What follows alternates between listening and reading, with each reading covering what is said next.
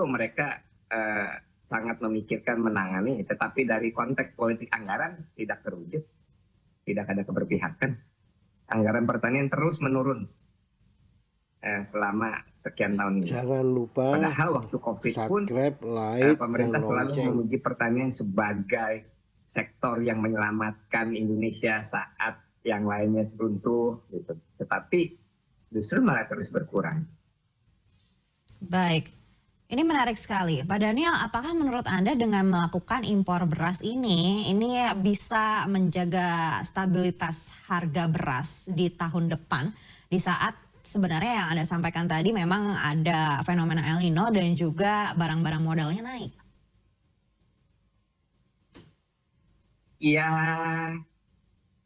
kalau misalkan kebutuhan kita itu sekitar 30,8 juta. Kalau impornya 2 juta, ya nggak ada dampaknya.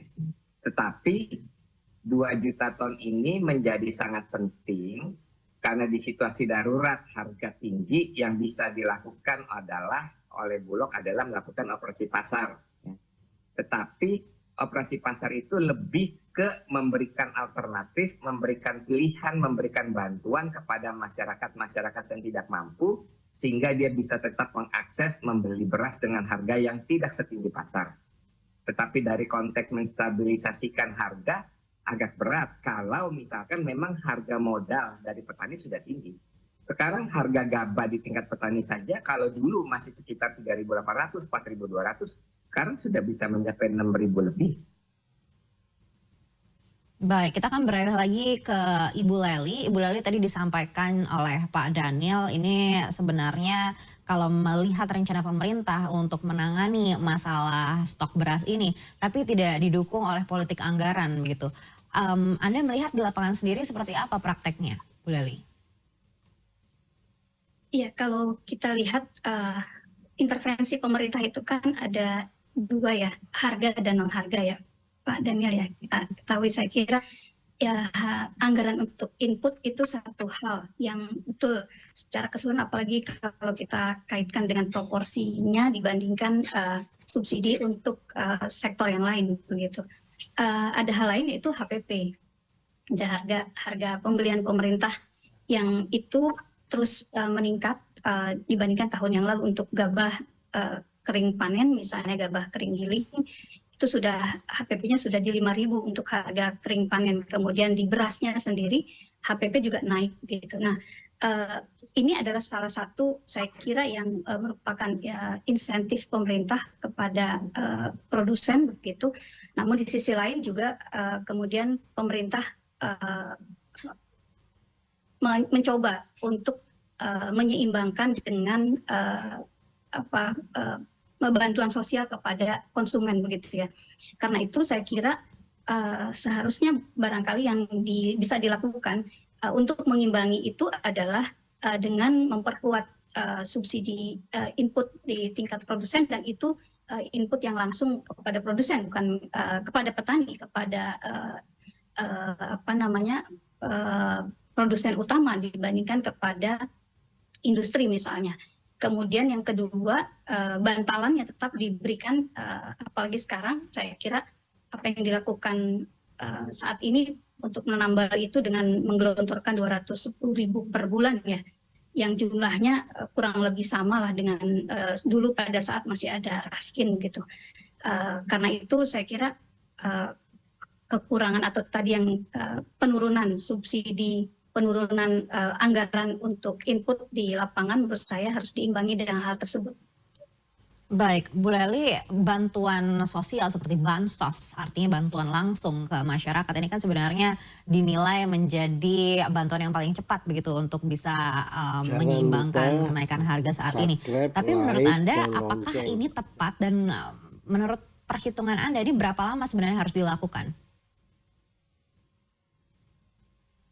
Yang jelas model seperti ini kita bisa lihat dari dua hal. Bansos sebagai upaya membantu mengurangi pengeluarannya masyarakat yang tidak mampu tadi, di sisi lain apabila dilakukan dalam jumlah yang cukup signifikan, dia akan mengurangi supply, mengurangi demand ke pasar, dan itu otomatis menjaga harga di pasar lebih stabil. Ini konteksnya di akhir tahun seperti ini, di mana harga cenderung naik. Hari ini kalau kita lihat harga di tingkat produsen maupun konsumen terus meningkat, bahkan lebih besar 20% rata-rata dibanding tahun kemarin pada periode yang sama. Nah, ini mungkin yang membuat pemerintah kemudian menggelontorkan bansos dalam jumlah yang besar, dan saya kira efektivitasnya adalah sampai pada minimal sampai musim panen berikutnya, musim panen terutama musim panen utama di bulan April nanti, Maret-April, itu yang harus dilakukan. Dan jumlahnya juga tentu harus signifikan terhadap kebutuhan masyarakat dibandingkan juga dengan kebutuhan bulanan dari secara nasional. Saya kira itu. Baik, Bu Leli, mungkin ada skenario yang sudah diproyeksikan oleh Perhapi apabila ternyata impor beras ini sudah dilakukan. Lalu nanti seperti apa ini mempengaruhi pergerakan harga beras, terutama stok yang berada di petani? Apakah harga beras petani lokal ini nantinya akan justru tertekan begitu karena adanya jumlah impor beras ini? Iya, ini pentingnya juga momentum.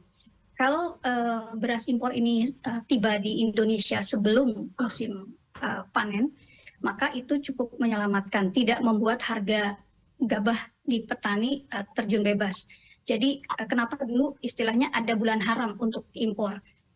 Di situ bulan-bulan di mana beras impor tidak boleh masuk, gitu. Nah, itu kalau itu dilakukan dan selesai sebelum musim panen, maka saya kira itu akan sedikitnya lebih terjaga. Walaupun secara keseluruhan impor beras ini atau beras pengadaan luar negeri ini akan mempengaruhi secara negatif terhadap kesejahteraan petani dalam konteks NTP ini berdasarkan beberapa studi, walaupun kemudian ada juga yang melihatnya bahwa petani kita tidak semuanya net producer, ada yang net consumer juga.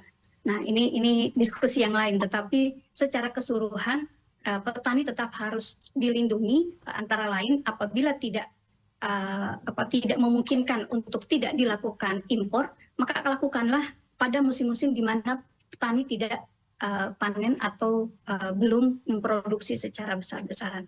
Sampaikan Bu Leli tadi, momentum ini menjadi sangat penting begitu, tidak boleh dilakukan impor ini ketika masa panen utama. Lalu sejauh ini perbincangan dengan pemerintah seperti apa di DPR begitu? Apakah memang DPR juga memiliki solusi lain mungkin selain impor?